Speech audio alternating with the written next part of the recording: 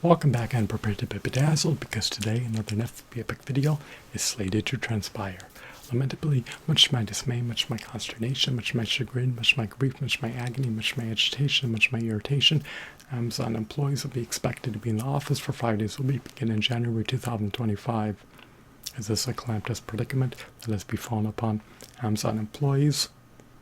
I would presume that Amazon employees are irate, livid, and infuriated about being expected to be at Amazon's job site 5 days per week come January 2025. They do not want to hemorrhage their fuel, nor their oil, nor accrue car depreciation costs. Furthermore, in addition to the aforementioned, they do not want to deplete their finite, precious, and valuable, indispensable, sacrosanct time, commuting to and from the office, and taking an hour unpaid lunch break at the office when they can otherwise work the job remotely. You could easily wind up hemorrhaging an additional 60 hours per month by performing a job at a job site in lieu of performing the job remotely.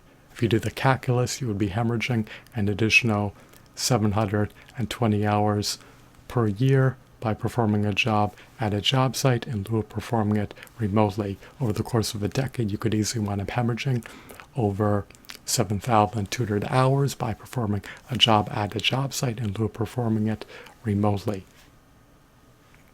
The weekly work session can be prolonged from 40 hours to 55 hours if you are performing the job at an employer's job site in lieu of performing the job remotely.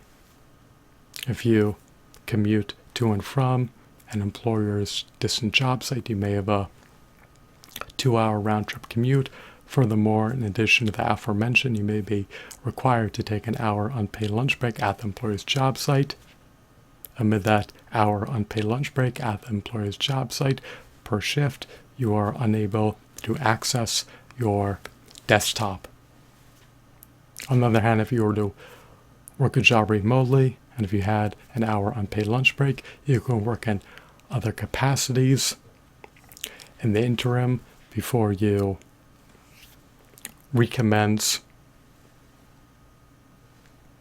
working amid your paid hours.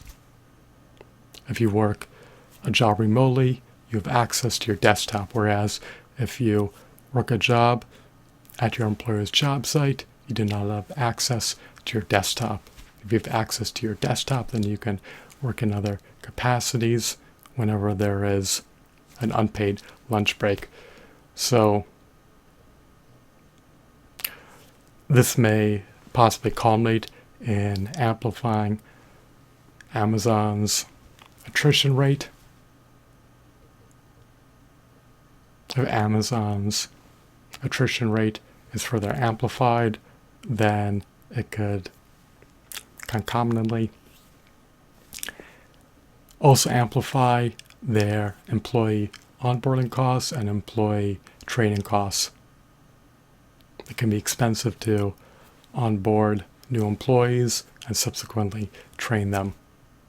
Will Amazon be able to maintain their employee retention rate in the coming years?